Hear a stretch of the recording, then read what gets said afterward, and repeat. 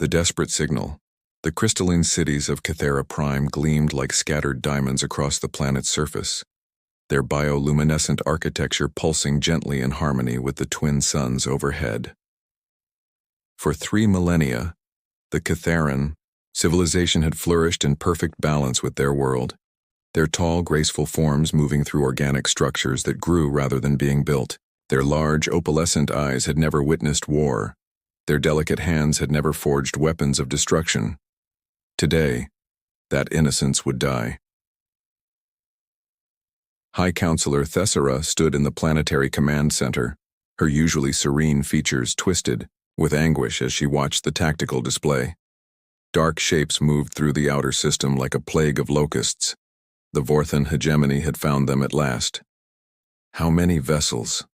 she whispered, though her enhanced hearing had already counted them. 347 confirmed warships, High Counselor, replied Scanner Prime Velthan, his voice trembling. Including 7 planet crackers. The assembled council fell silent. Planet crackers were legendary engines of destruction, capable of shattering worlds from orbit. The Vorthans had used them to cleanse 17 star systems, leaving nothing but asteroid fields and the screams of the dying echoing through subspace. "Time until they reach our inner worlds?" Thessera asked. 46 hours, High Counselor. Around the chamber, the greatest minds of Kithran civilization worked frantically at their bio-neural interfaces, trying to find some solution. Their technology was advanced beyond measure. They could manipulate matter at the quantum level, bend space-time itself, communicate across galactic distances. But they had never built weapons. Violence was antithetical to their very nature. "What of our defense fleet?" asked Counselor Reshivar, though he already knew the answer. 63 vessels, replied Military Coordinator Yeshan, the title itself a recent invention. Research ships, cargo haulers, and exploration craft, none designed for combat. The numbers were stark. 8 billion Kitherans lived across 12 worlds in their home system. Against the Vorthan war machine, they might as well have been flowers facing a forest fire. "The Galactic Peacekeeping Force?" Thessera asked desperately. 6 days away at minimum, Yeshan replied. The Vorthans chose their timing well. "The main fleet is engaged in the Andorian crisis 3 sectors away." High Counselor Thessera closed her opalescent eyes, feeling the weight of her species' fate. In less than 2 days, the Vorthans would begin their systematic extermination of her people.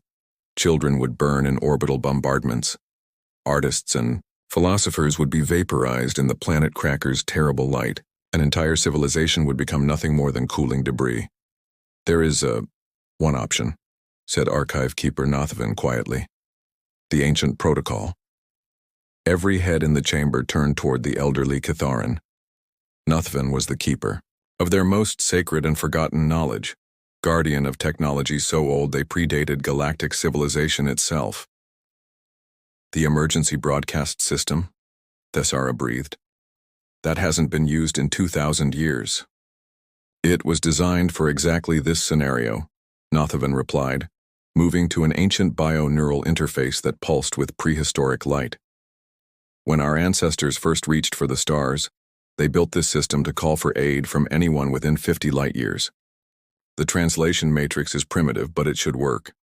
But the nearest inhabited systems are all aligned with various factions," protested Counselor Reshivar. "By the time any fleet could mobilize—" "We broadcast to everyone," Thessera interrupted, her voice gaining strength. "Every system, every world, even the dead zones marked as uninhabitable. Someone, somewhere, might hear us."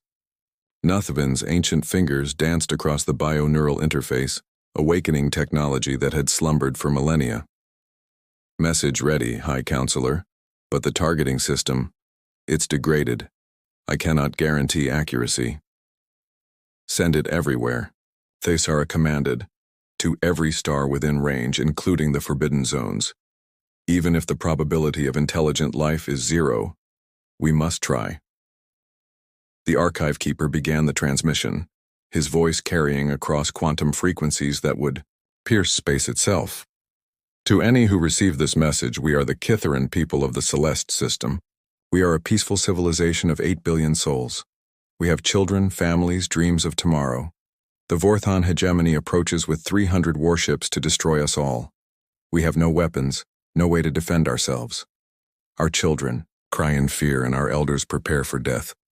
If there is anyone out there who can hear this, please help us. We do not wish to die. The message repeated coordinates, tactical data about the Vorthon fleet, and desperate pleas for aid. It raced through hyperspace toward dozens of star systems, including many marked in ancient databases as sterile, lifeless, or impossibly hostile to organic life. One of those signals, damaged by quantum interference and routing errors, veered off its intended course. Instead of reaching the Proxima Centauri colony as planned, it streaked toward a small yellow star that Kithaeron databases listed as Sol, a system classified as Class 5 Deathworld, uninhabitable to all known forms of life. The third planet of that system was described in their records as a nightmare realm of extreme weather, toxic atmosphere, crushing gravity, and radiation levels that would kill most species within hours. According to every scientific model, nothing could possibly survive on such a hostile world. But the desperate signal from the Kithaeron people was about to discover just how wrong those models were. Dr. Marcus Webb had been staring at the same xenolinguistic algorithms for 3 hours when every alarm in the deep space communications array began screaming simultaneously. The isolated facility in Chile's Atacama Desert usually monitored routine traffic from humanity's few interstellar colonies, not whatever this was. Jesus Christ, muttered his colleague Dr. Priya Sharma, rolling her chair from the astrophysics station. Marcus, are you seeing this? Webb's hands flew across his console, his expertise in alien languages finally finding purpose after years of theoretical work. This is artificial, he breathed. Someone's trying to communicate. The mathematical constants are clear. Physics, chemistry, basic universal concepts. From where? Priya demanded, her dark eyes wide with excitement and terror. Signal originated from, my God, 52 light-years away, Celeste system. Within minutes, every space agency on Earth was linked into the emergency network. At the United Nations Space Defense Headquarters in Geneva, Captain Zara Okafor was pulled from sleep by urgent alerts. The former Nigerian Air Force pilot now served as Earth's chief tactical analyst for extraterrestrial threats, a job that had been purely theoretical until tonight. How confident are we in the translation? She asked, striding into the communications center while fastening her uniform. Dr. Webb's voice crackled through the speakers from Chile. 97% accuracy on the mathematical portions. The linguistic elements they're using very old translation protocols, almost like they're desperate and using whatever system they could access. Ambassador Jin Watanabe arrived moments later, the Japanese diplomat's usually immaculate appearance disheveled from his hasty summons. As Earth's senior xenological contact specialist, he had trained for first contact scenarios his entire career. But not like this. Play it again, he ordered. The translated message filled the room, the artificial voice carrying impossible weight. To any who receive this message, we are the Kithaeron people of the Celeste system. We are a peaceful civilization of 8 billion souls. The room fell silent as the full horror became clear. Somewhere among the stars, an entire species was about to be wiped out, and somehow, impossibly, they had reached out to Earth for help. Sir, Captain Okafor said quietly, they think we're a dead world. Their databases list Earth as uninhabitable. Ambassador Watanabe stared at the tactical display showing the Vorthon fleet's approach vector. They sent a distress call to what they believed was an empty system, a navigation error, probably caused by desperation. The question, General Viktor Petrov's voice cut through the speakers as he joined the conference from Moscow, is what we do about it. The Russian commander's weathered face appeared on the main screen, his steel-gray eyes reflecting decades of military experience. As head of Earth's defense coalition, he had spent his career preparing humanity's military for threats that might never come. Now faced with the galaxy's first genocide in his lifetime, Every strategic bone in his body was screaming warnings. The risk assessment is clear, Petrov continued. We have no intelligence on alien military capabilities. No idea what we're facing. Getting involved could expose Earth to retaliation from this Vorthon hegemony. 8 billion people, Victor, Ambassador Watanabe said quietly. An entire species. And if we fail? If we expose ourselves and then lose? What happens to the 8 billion humans on Earth? Captain Okafor studied the tactical data scrolling across her screens. 347 enemy vessels, weapons capable of cracking planets. It was insanity to even consider intervention, but as she looked at the desperate coordinates transmitted by the dying Catharan civilization, she thought about her own family in Lagos, her 2 young daughters who looked up at the stars and dreamed of meeting peaceful aliens. What kind of galaxy would they inherit if species like the Catharans were allowed to perish while others stood by and watched? General, she said slowly, what's our current deep space fleet strength? Petrov's expression darkened. You can't be serious. Current fleet strength, sir. A long pause. 1,200 vessels. But Zara, that's our entire strategic reserve. Every ship we have. Dr. Sharma's voice joined from Chile. The Vorthon fleet reaches the inner Catharan worlds in 46 hours. If we're going to do something, we need to decide now. The weight of species-level decision-making settled over the room. Earth had been alone in the galaxy for so long that the concept of interstellar politics had remained purely theoretical. Now, with one desperate message, they were being forced to choose between safety and conscience. I need to speak to the Security Council, Ambassador Watanabe said finally. Emergency session. Every major power needs to weigh in on this. Jin, General Petrov warned, if we mobilize the fleet, there's no hiding what we are anymore. The galaxy will know Earth exists, that we're not the dead world they think we are. Maybe it's time they knew, Captain Okafor said quietly. Maybe it's time the galaxy learned that the third planet of Sol isn't as dead as they think. Within 2 hours, every major world leader was connected via quantum-encrypted channels. The alien message was translated into dozens of languages, played in capitals across the globe.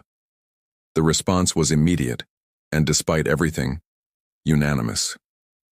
Humanity had been preparing for interstellar conflict for decades. They had built weapons designed to protect Earth from any threat the galaxy might pose. Now, for the first time, they would use that fleet not to protect themselves, but to protect strangers 50 light-years away. The final vote was recorded in the history books. 195 nations, unanimously in favor of intervention. General Petrov's weathered face appeared on screens around the globe as he issued the most momentous military order in human history. All fleet commanders, this is Priority Alpha. Begin immediate mobilization. Full battle deployment. We launch in 18 hours. As the largest military fleet in human history prepared for humanity's first interstellar war, the dying Catharan civilization continued their desperate vigil, watching the Vorthon war machine approach their defenseless worlds. They had no idea that their misrouted SOS had reached the most dangerous predators the galaxy had ever produced. The Deathworlders were coming. The Deathworld response. The void between stars erupted in brilliant flashes as 1,200 human warships tore through the fabric of reality itself. Fleet Admiral Rosa Martinez stood on the bridge of her flagship, the UES Conquistador, watching the Celeste system materialize on her tactical displays. After 36 hours of faster-than-light travel, humanity's largest military force had arrived at the edge of an alien star system to fight their first interstellar war. Navigation confirms position, Admiral, reported Commander Liu Jiang from his station. The Chinese engineer's voice carried the tension they all felt. We're at the designated coordinates 12 AU from Cathara Prime. Martinez studied the holographic display showing the system's layout. 12 inhabited worlds orbited twin suns, their surfaces dotted with the bioluminescent cities they'd seen in the Catharan transmissions. But between her fleet and those peaceful worlds, space crawled with the dark shapes of Vorthon vessels. Tactical assessment, she ordered. Dr. Amara Hassan looked up from her xenobiology station, her Sudanese accent thick with amazement. Admiral, the Kitharan cities, they're grown, not built. Completely organic architecture. These people have never known war. Their entire civilization is built around harmony with their environment. And the Vorthans? Commander Liu's expression darkened as he processed sensor data. 347 hostile vessels confirmed. Their technology appears to be energy-based. Plasma cannons, particle beams, defensive shields. Standard. Galactic military doctrine. Standard for everyone except us, Martinez muttered. She opened a fleet-wide channel. All ships, this is Admiral Martinez. We have visual confirmation of the Vorthon fleet. They're positioned between us and the inhabited worlds, exactly as the Kitharans warned. Remember, people, we're not here to make friends. We're here to save 8 billion innocent lives. On Cathara Prime, High Counselor Thessara nearly collapsed as her planet's deep space sensors detected the massive fleet emergence. Impossible, she whispered. The readings show 1,200 vessels. High Counselor, Scanner Prime Velthan, announced, his voice shaking. They're not Vorthan signatures. These ships are completely unknown to our databases. Archive Keeper Nothavan examined the sensor data with ancient eyes. The configuration. Could this be a response to our emergency broadcast? From which system? Thessara demanded. The signal trajectory suggests Sol 3. But that's impossible. Sol 3 is classified as a Class 5 death world. Nothing could survive there. Across the system, aboard the Vorthan flagship Eternal Conquest, High Commander Vextar studied the newcomers with cold reptilian eyes. His scaled hide bore the ritual scars of 43 conquered worlds, each mark representing a species erased from existence. Analysis, he hissed to his tactical coordinator. Unknown fleet composition, High Commander. 1,200 vessels, of unusual design. Heavy armor, multiple weapon systems, primitive nuclear reactors. Nuclear reactors? Vextar's eyes narrowed. How primitive. Signal them to withdraw or be destroyed. The communication came through on all frequencies, translated by humanity's best xenolinguistic systems. Unknown vessels. This is High Commander Vextar of the Vorthon hegemony. You interfere in a lawful cleansing operation. Withdraw immediately, or share the fate of these pathetic Kitharans. Admiral Martinez's response was broadcast back in flawless Vorthon. High Commander Vextar, this is Fleet Admiral Rosa Martinez of the Earth Defense Force. We are here in response to a distress call from the Kitharan people. You will cease your attack and withdraw from this system immediately. Earth? Vexitar consulted his databases. There is no inhabited system by that designation in this sector. You're looking at 1,200 ships that say otherwise. This is your only warning. Leave now or we'll make you leave. Make you. High Commander Vextar had conquered 43 star systems without ever retreating. These newcomers, whoever they were, would learn the price of challenging Vorthon supremacy. All ships, he commanded, destroy the unknown fleet. Show them why the galaxy fears us. The Vorthon armada began its advance, sleek vessels moving in perfect formation.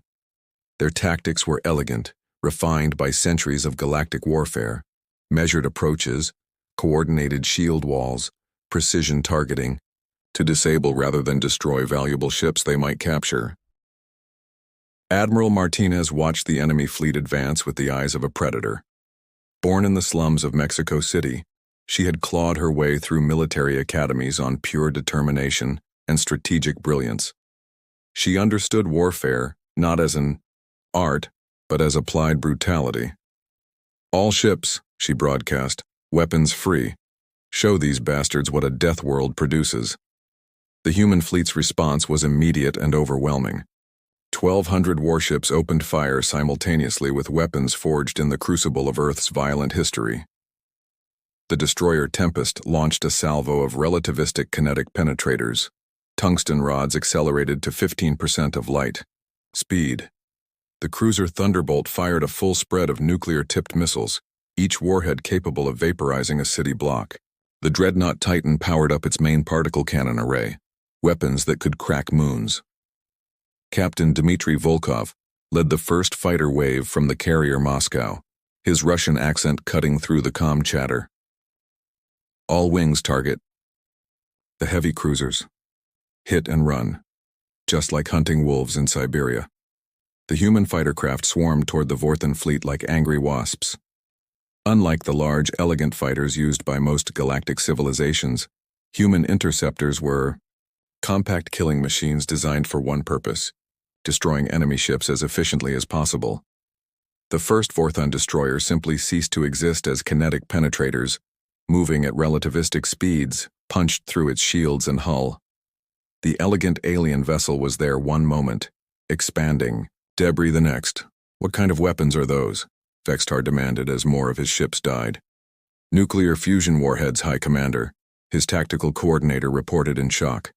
And solid projectiles moving at significant fractions of light speed. The energy requirements should be impossible for ships of that size. Another Vorthan cruiser exploded as human missiles found their mark.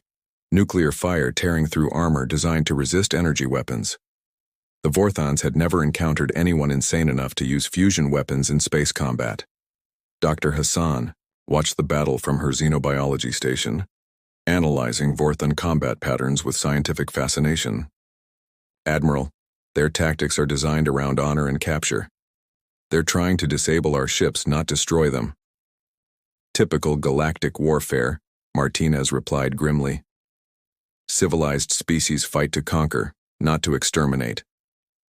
And us? We evolved. On a world that spent 4 billion years trying to kill us. We don't fight to conquer, we fight to survive. The human fleet demonstrated this philosophy with devastating efficiency. They didn't engage in elegant duels or honor the conventions of galactic warfare. They concentrated overwhelming firepower on individual targets, destroyed them completely, then moved to the next victim. The Dreadnought Conquistador exemplified this approach as it engaged 3 Vorthan heavy cruisers simultaneously. Instead of elegant maneuvering, the massive ship simply absorbed enemy fire on its meter-thick armor while returning devastating volleys from its main guns. They're not fighting like any civilized species, Vextar snarled as his tactical display showed, ship after ship winking out of existence. They fight like apex predators. He was right. The human fleet moved with the coordinated brutality of pack hunters evolved from millions of years of warfare. Ships supported each other with covering fire while others flanked the enemy. They used combined arms tactics that maximized their firepower while minimizing exposure. Captain Volkov's fighter wings demonstrated this perfectly, swarming a Vorthan battlecruiser with coordinated precision. 30 human interceptors attacked, from multiple angles simultaneously, launching missiles and strafing with cannon fire before disappearing into the void. "Sir," the Vorthan tactical coordinator reported, voice shaking.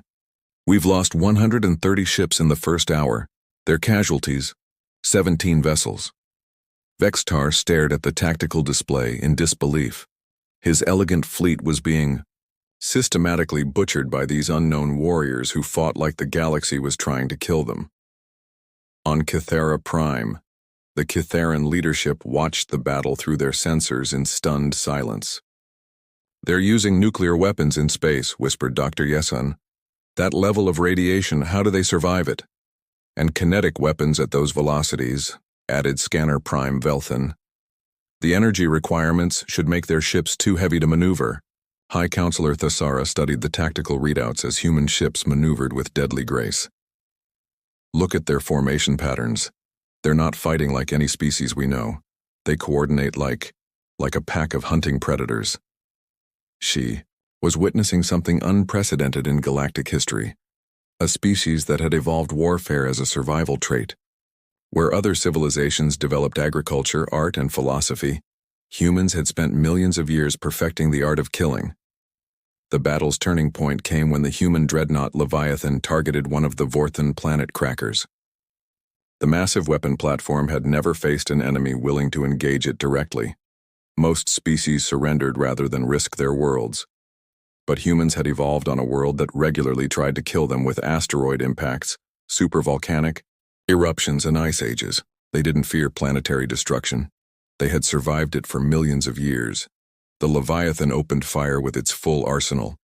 Nuclear missiles, particle beams, and kinetic penetrators struck the planet cracker simultaneously. The massive, fourth-hand weapon exploded in a fireball visible from the planet's surface, its debris raining down like metallic snow. Impossible, Vextar breathed. They destroyed a planet cracker with conventional weapons. His tactical coordinator's voice was barely a whisper. High Commander, they're not using conventional weapons. Those nuclear devices, they're not meant for ship combat. They're designed for planetary bombardment. These beings, they build weapons to destroy worlds. The horrible truth was dawning on the Vorthon commander. His fleet was fighting a species that didn't just wage war. They waged extinction. Every weapon, every tactic, every strategy was designed with one goal: the complete elimination of threats. After 6 hours of continuous battle, Vextar watched his proud fleet dissolve under the relentless human assault. Of his original 347 vessels, fewer than 80 remained combat effective. The human fleet had lost 39 ships and showed no signs of slowing down. "Signal general retreat," he ordered, the words like poison in his mouth. "All ships withdraw to jump point." The surviving Vorthon vessels fled the system, jumping to hyperspace as their damaged engines allowed. Behind them, the human fleet held position, their weapons still powered and ready.